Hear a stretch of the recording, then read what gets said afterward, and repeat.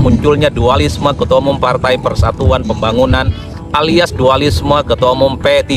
Dimanapun konflik politik itu pastinya tidak terlampau menguntungkan. Ada satu istilah yang sering kita dengar.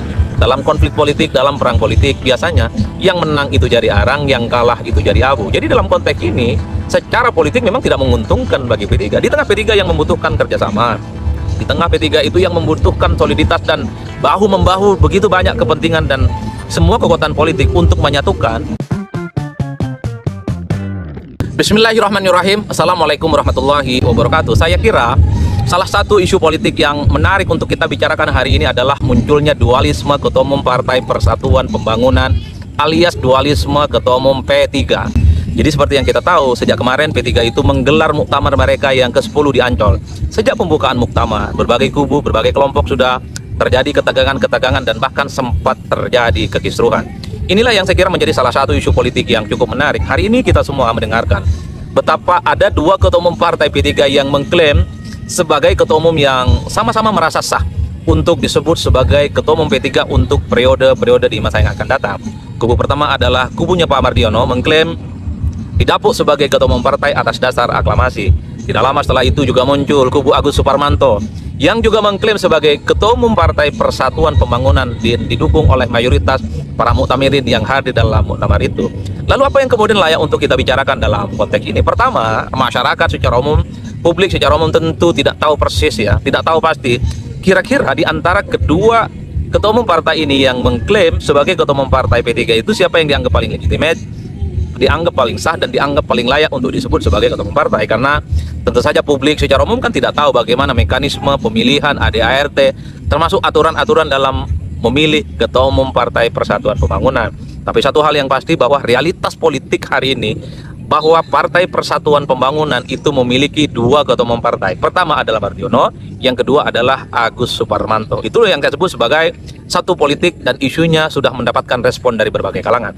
Nah yang kedua, setelah ada dualisme ketua umum partai P3, biasanya salah satu yang ditunggu oleh publik itu adalah soal biasanya kalau kita membaca undang-undang partai politik, di situ disebutkan kalau ada dualisme, ada konflik internal, maka mekanisme persaingannya ataupun mekanisme penyelesaiannya ada di Mahkamah Partai. Jadi Mahkamah Partai di sebuah partai seperti P3 itu akan menjadi institusi ataupun lembaga yang juga sangat menentukan kira-kira di antara kedua ketua umum partai ini siapakah yang pada akhirnya akan legitimate, akan disebut sebagai layak sebagai ketua umum partai P3 di masa-masa yang akan datang. Kita tinggal tunggu kira-kira di antara kedua ketua umum partai P3 ini siapa yang kemudian akan dilihat oleh Mahkamah Partai sebagai kubu yang mungkin akan disahkan ataupun direstui sebagai ketua umum partai di periode-periode selanjutnya. Dan bahkan kalau kita mau jujur, putusan dari Mahkamah Partai juga adalah sebagai syarat administratif untuk diajukan kepada Kemenkumham untuk mendapatkan legalitas pengakuan siapa kongresnya yang diakui, pengurusnya yang diakui, dan hasil ADART-nya yang juga diakui. Oleh karena itu, fungsi dari Mahkamah Partai sebenarnya adalah untuk melihat kira-kira di antara kedua kubu ini siapa yang paling legitimate, siapa yang kemudian dianggap paling sah, dan putusan dari Mahkamah Partai biasanya secara administratif dilampirkan sebagai syarat untuk meminta supaya mendapatkan SK Kemenkumham, dan dalam SK Kemenkumham itu akan dilihat siapa kongresnya yang dianggap paling sah, kemudian siapa yang terpilih jadi ketua umum partai, kepengurusannya yang paling sah, termasuk juga soal ADART-nya. Inilah yang saya kira ke depan publik akan melihat bahwa konfliknya itu akan mengarah kepada hal itu. Pertama di Mahkamah Partai, lalu setelah itu pastinya berebut di antara kedua kubu ini siapa yang akan mendapatkan SK Kemenkumham yang sah. Nanti sangat layak untuk kita semua. Yang jelas per hari ini sudah mulai muncul dualisme ketua umum partai itu. Biasanya ini adalah faktor yang ketiga ya. Dimanapun konflik politik itu pastinya tidak terlampau menguntungkan. Ada satu istilah yang sering kita dengar.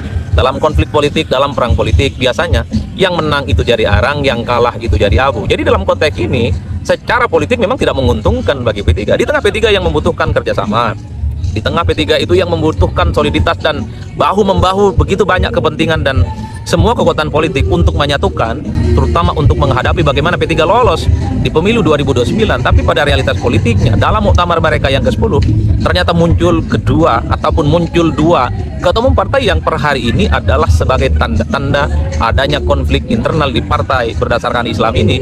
Itulah yang saya kira dalam banyak hal semua pihak, semua kalangan tentu saja yang ada di P3 harus mulai duduk bersama, mendinginkan, pikirkan, menjernihkan hati tentu untuk mencari solusi yang terbaik mumpung saat ini suasananya masih muktamar, kira-kira apa solusi yang terbaik yang bisa dilakukan oleh P3 untuk mendialogkan, untuk mendudukkan antara kedua belah pihak yang sama-sama mengklaim sebagai ketua umum partai P3 sebelum konfliknya ini berlanjut kemana-mana, sebelum konfliknya ini kan sampai ke bawah dan merembes. Masih dalam suasana muktamar tentu saja, saya kira para tokoh-tokoh senior, orang-orang yang ada di P3 di mana petua pandangan-pandangannya, persepsi-persepsinya itu diikuti oleh para kader-kader mereka, sebaiknya memang harus mulai turun tangan. Kira-kira apa solusi yang terbaik yang mesti dilakukan oleh mereka, terutama untuk menyelamatkan kepentingan partai ini, untuk menghadapi konsolidasi, mempersiapkan persaingan politik di 2029 nantinya.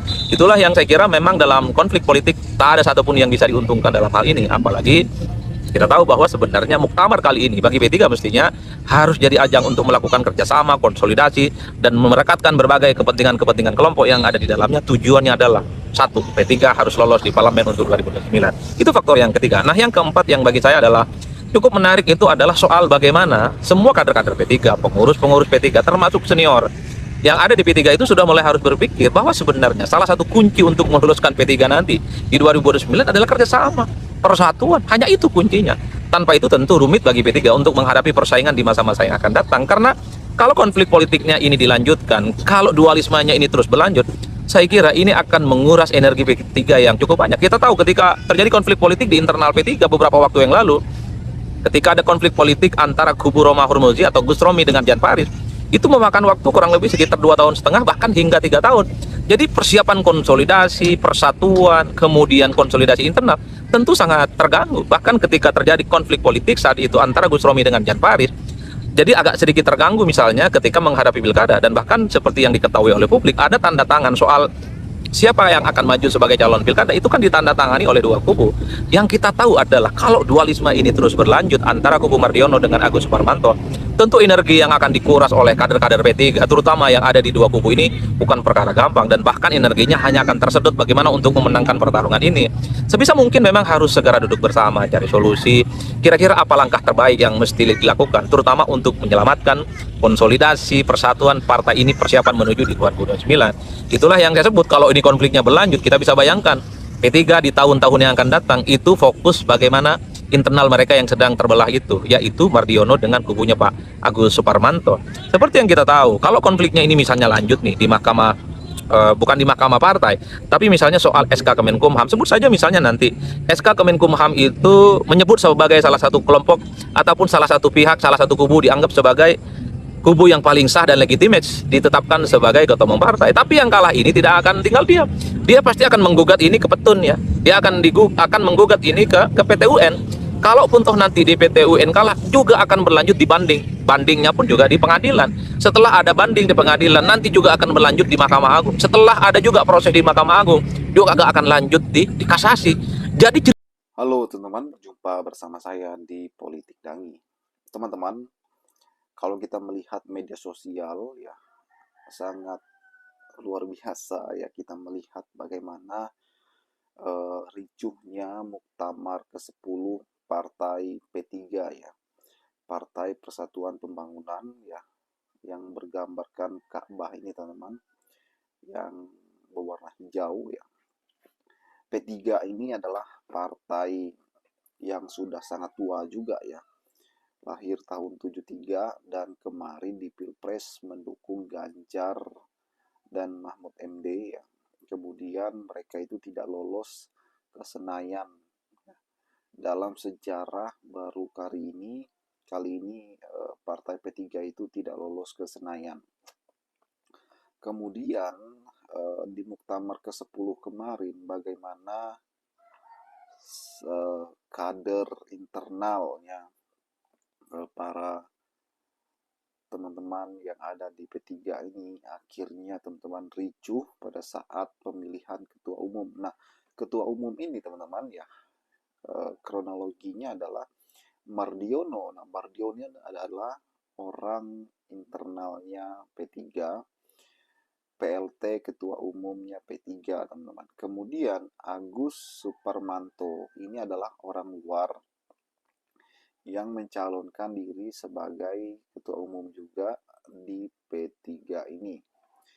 Kemudian ya saling sindir ya, saling panas ya.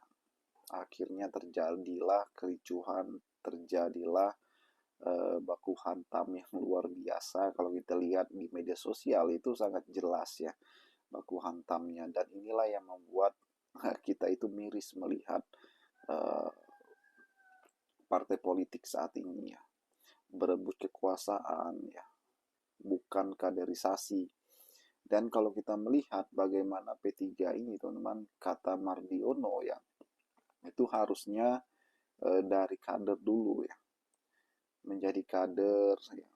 Biasanya partai itu 5 tahun paling sedikit, kemudian baru bisa mencalonkan. Nah, menurut Mardiono ya, Agus Suparmanto ini teman-teman orang luar yang datang tiba-tiba eh, membuat atau mencalonkan diri sebagai ketua umum. Nah, yang aneh dan lucunya bahwa kembali lagi ya, P3 ini dualisme kepemimpinan. Akhirnya eh, kubu Mardiono mengklaim kemenangan ya sebagai ketua umum, kemudian Agus Permanto mengklaim kemenangan juga sebagai ketua umum. Nah, ini yang sangat-sangat lucu dan kocak, teman-teman. Bagaimana menurut kalian?